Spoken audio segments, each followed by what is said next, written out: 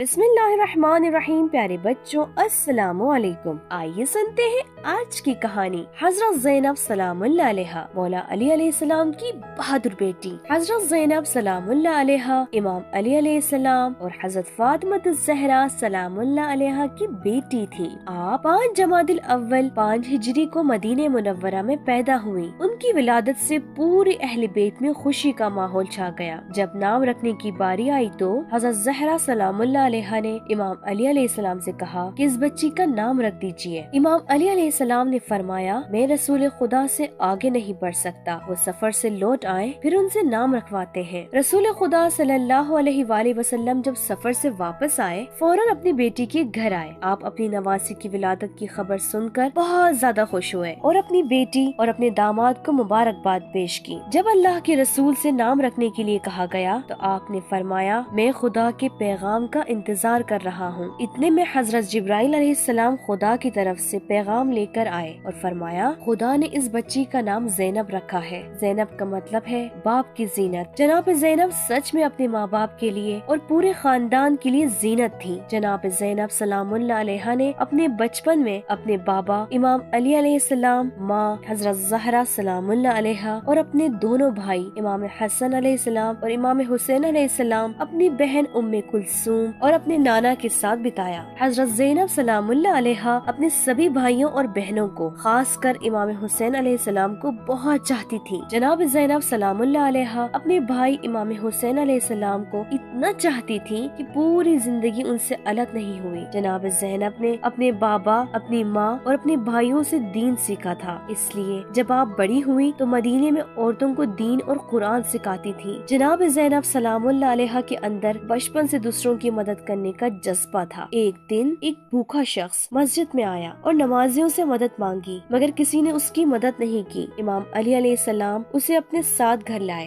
گھر پہنچ کر مہمان کو ایک کمرے میں بٹھایا اور اپنی زوجہ حضرت فاطمہ الزہرا سلام اللہ علیہا سے کہا فاطمہ کیا گھر میں کچھ کھانا ہے کہ اس مہمان کو دیا جا سکے؟ جناب زہرا نے فرمایا صرف ایک آدمی کے جتنا کھانا بچا ہے اور وہ بھی اپنی بیٹی زینب کے لیے بچا کر رکھا ہے۔ جناب زینب کی عمر اس وقت 4 سال کی تھی۔ انہوں نے اپنی ماں کی بات سن لی اور بولی امی جان میرا کھانا مہمان کو دے دیجئے۔ جناب زینب سلام اللہ علیہا خدا کی عبادت میں اپنی ماں جناب فاطمہ الزہرا سلام اللہ علیہا کی طرح تھی۔ رات بھر جاگتی اور تلاوت قرآن کرتی اور نماز میں مصروف رہتی، یہاں تک کہ 10 محرم کی رات بھی اتنی مصیبت اور تھکن کے باوجود اپنی نماز شب کو نہیں چھوڑا۔ جناب زینب نے اسلام کے لیے بہت قربانیاں دی ہیں، بلکہ امام حسین علیہ السلام کی شہادت کے بعد ان کے مقصد کو بچانے والی اور امام سجاد علیہ السلام کے ساتھ مل کر دنیا تک دین کا پیغام پہنچانے والی جناب زینب ہی ہے۔ اس لیے بہت سے علماء کہتے ہیں کہ اگر جناب زینب نہ ہوتی تو کربلا کا پیغام کربلا سے آگے نہ بڑھتا۔ جناب زینب سلام اللہ علیہا کی زندگی نہ صرف عورتوں کے لیے بلکہ مردوں کے لیے بھی آئیڈیل ہے، اس لیے ہمیں جناب زینب سلام اللہ علیہا کی مصیبت کو پڑھ کر یا سن کر صرف رونا نہیں چاہیے بلکہ ان کی زندگی سے دین کے راستے پر چلتے رہنے کا سبق بھی لینا چاہیے۔